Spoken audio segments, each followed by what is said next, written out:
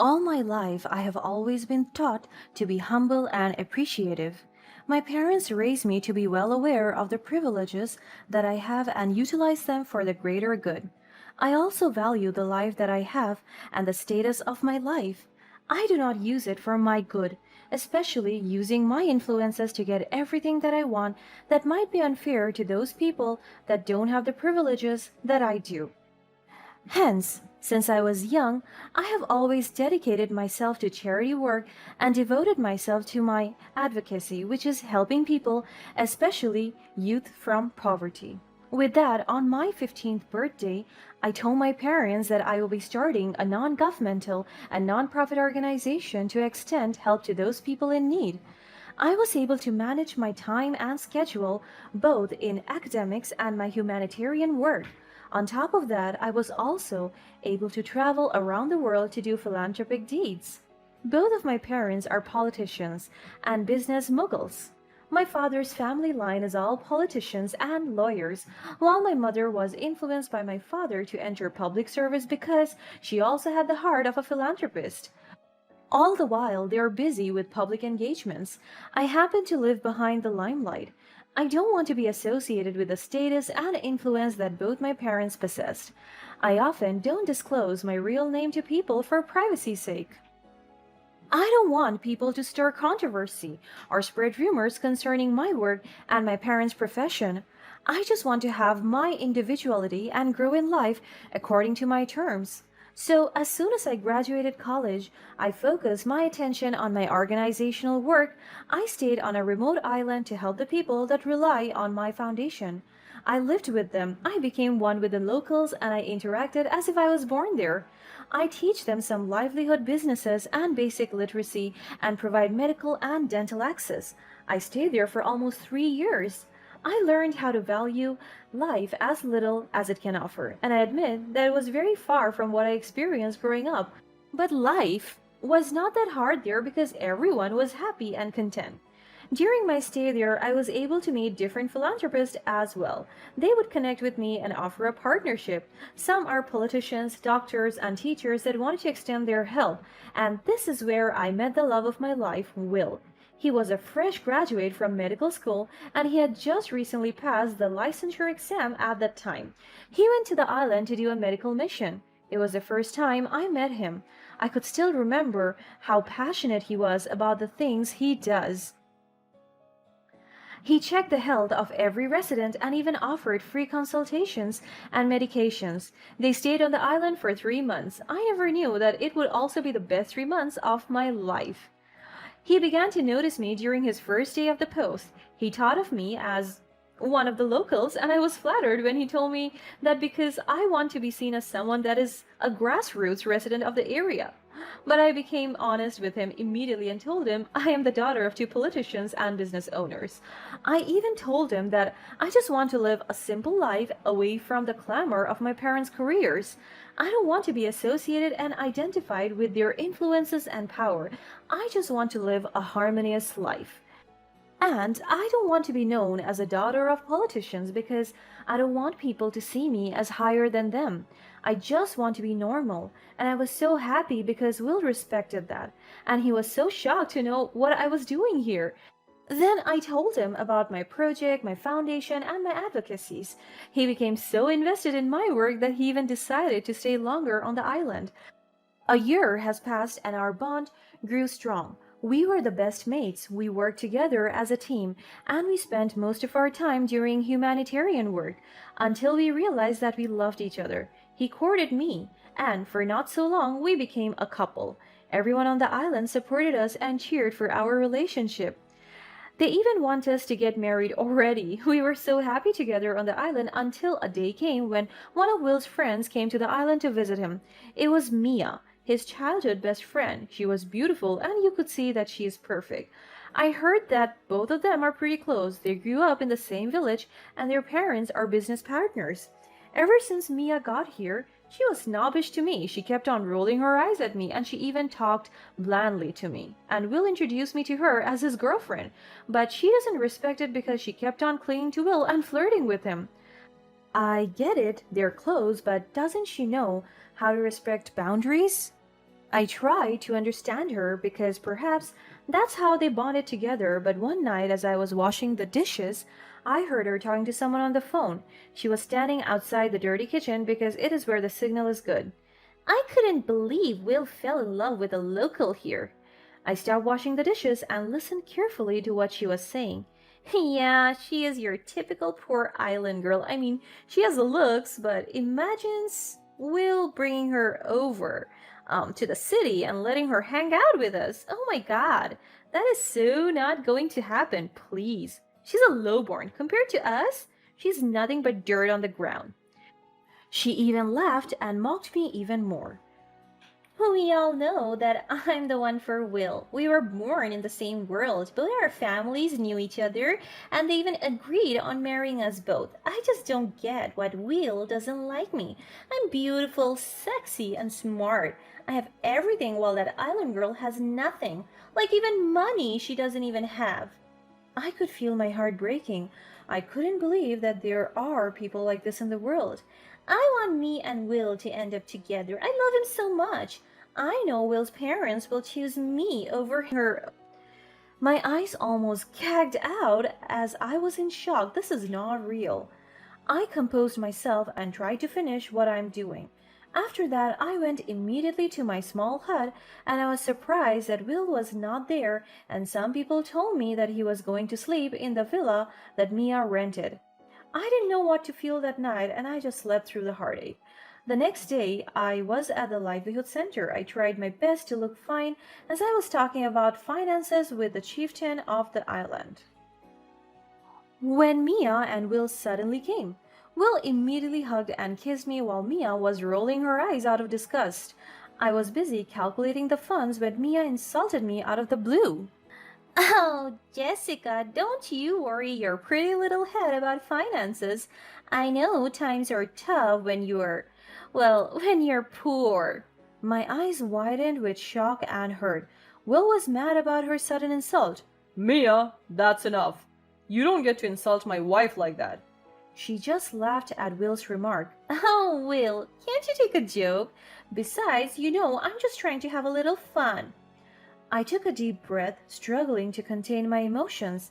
I stood up, determined to confront her. Mia, your idea of fun seems to involve demeaning and disrespecting me. I won't tolerate it any longer. She just smirked at me, clearly enjoying the situation. Oh, Jessica, sweetie, you should learn to loosen up. Will deserves someone who can provide for him.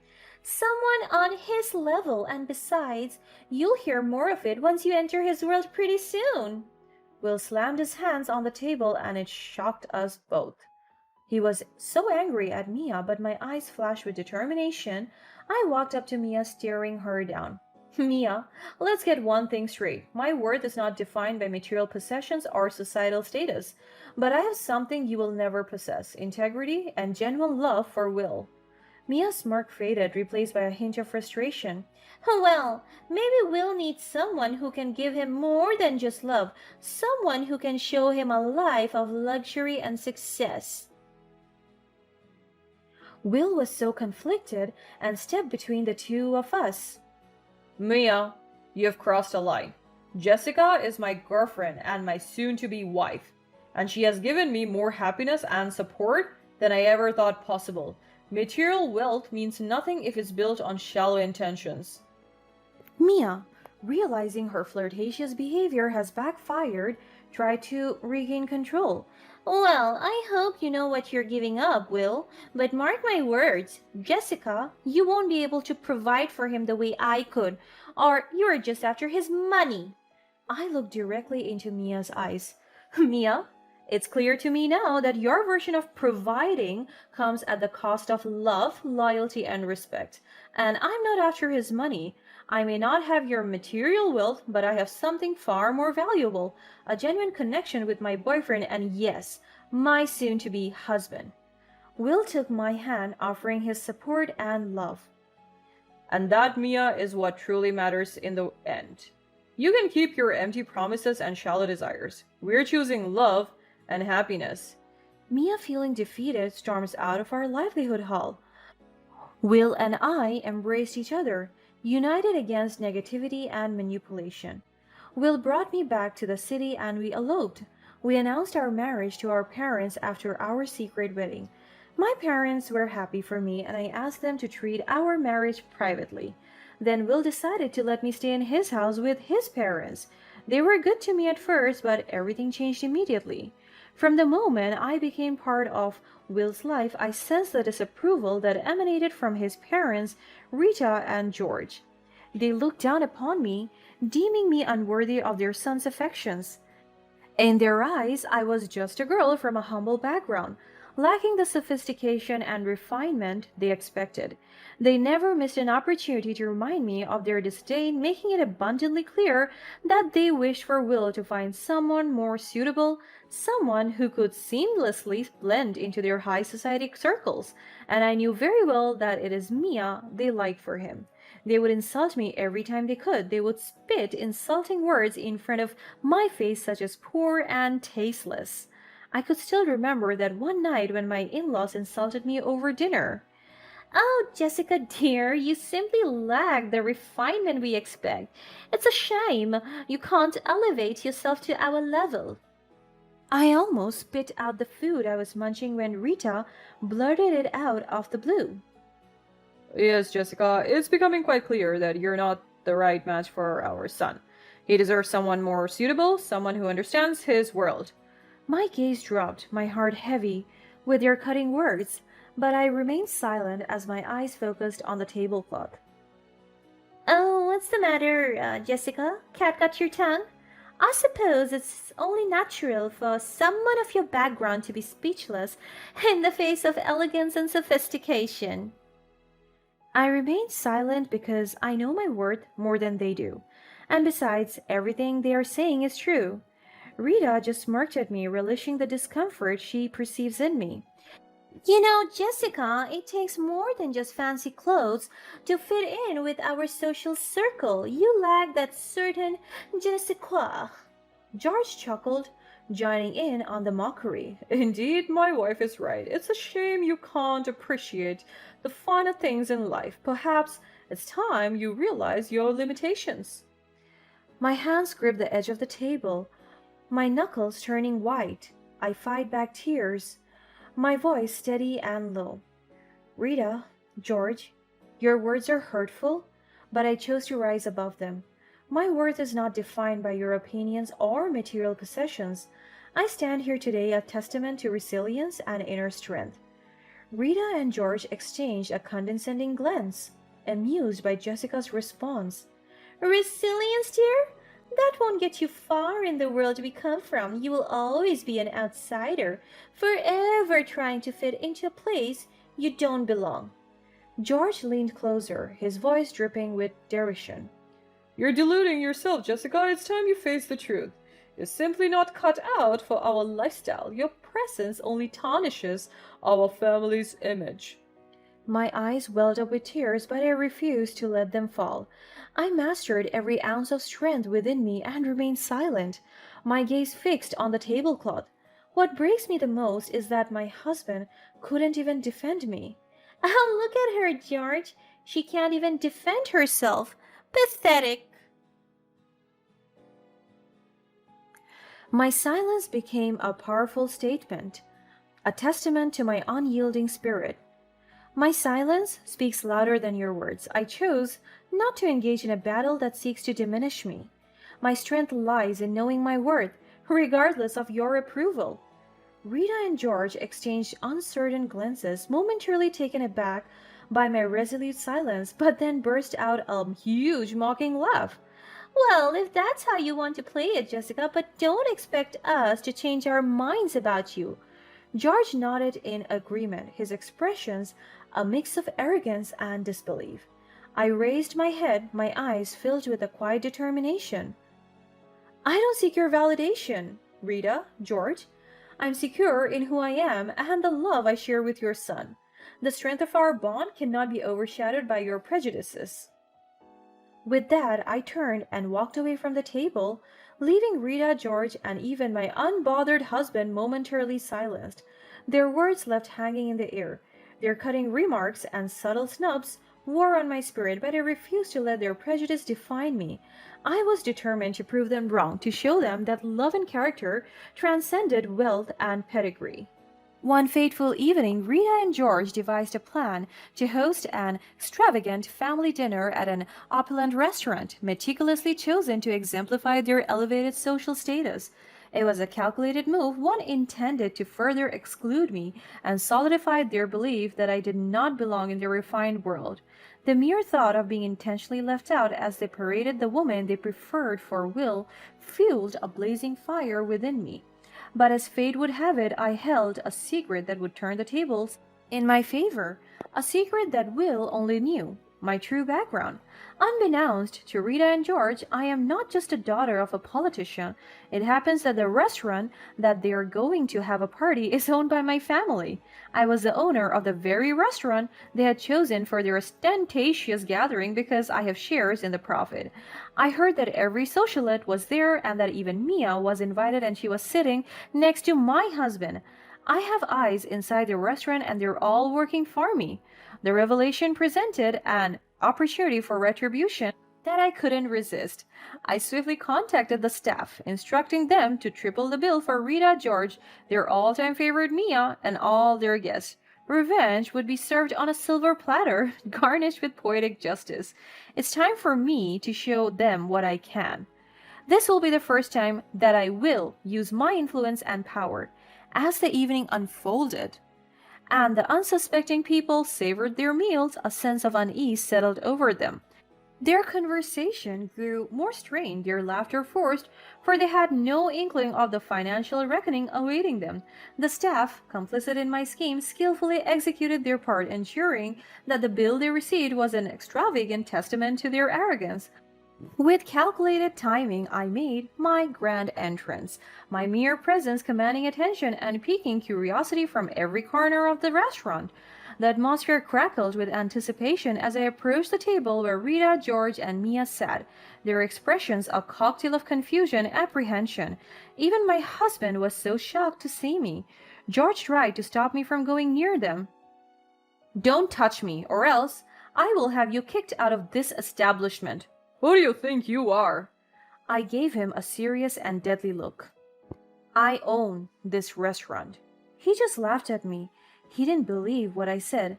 I even saw Mia laughing along with him while holding my husband's arms. Will saw me and he immediately walked towards me. Please, don't cause a scene here, love. Really? I have to defend myself in front of them because you didn't have the spine to do it for me. He backed down, and I could sense that he was embarrassed about it. It's the truth. Are you Jessica Stewart? The daughter of the governess and Senator Stewart? The guests mumbled and started whispering to each other as they stared at me. "Oh, please. She's from a remote island. She is not that girl. Just look at her." "You're right. I could still remember you dancing with your father at that luxurious ball. The last time I heard you were on a remote island doing your philanthropic work." Rita and George gasped in shock. One guest even showed them a picture of me with my father and mother. At that moment, I revealed to them who I am, the sole child of Governess and Senator Stewart. And I also unleashed the truth that they had so desperately tried to conceal. I revealed their contemptuous behavior, their relentless campaign to undermine me and my marriage to Will.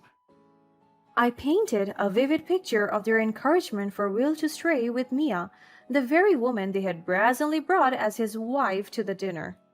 Their faces transformed, their cheeks blanched with a mixture of shock and shame. The room fell into a hushed silence, the clinking of cutlery momentarily suspended. All eyes were fixed upon the scene unfolding before them, a spectacle of revelation and redemption. With unwavering confidence, I spoke my truth, my voice echoing through the grand hall. I made it known that their wealth and societal standing did not grant them the right to belittle or marginalize me. I reminded them that true class was not measured by material possessions but by the integrity and compassion one carried within. Their insults, their attempts to break me, had only served to strengthen my resolve. In that pivotal moment, I declared my intention to maintain my dignity irrespective of their opinions. I proclaimed that their tears of regret, their remorseful cries, would forever be the taste of bitter vindication. The power dynamic had shifted, and the inescapable truth now loomed over them, stripping away their illusion of superiority.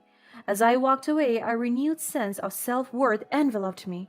Their regret served as a potent reminder that I was not defined by their acceptance or approval. I was Jessica, a woman of substance, resilience, and unwavering determination.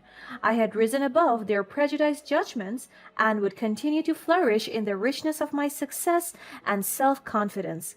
And so, as the echoes of their regret reverberated through the restaurant, I embraced my independence, forging my path with the knowledge that I had shattered their illusions, leaving them to grapple with the consequences of their actions.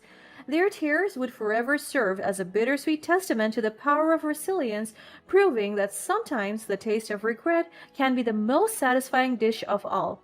I divorced my husband. It turns out that his love was not ready to fight me.